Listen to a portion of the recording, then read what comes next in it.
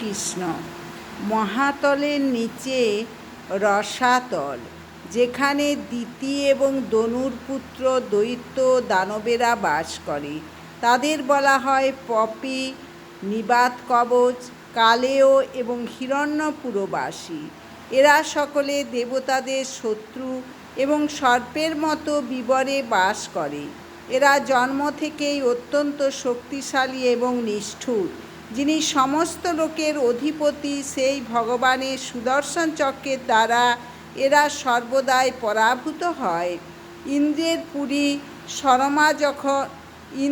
দূতি শর্মা যখন একটি বিশেষ অভিশাপ মন্ত্র উচ্চারণ করেন, তখন এই সমস্ত সর্পসদৃশ অসুরেরা ইন্দ্রের ভয়ে অত্যন্ত ভীত হয়। হরে কৃষ্ণ কৃষ্ণ কৃষ্ণ হরে হরে, হরে রাম রাম রাম হরে হরে।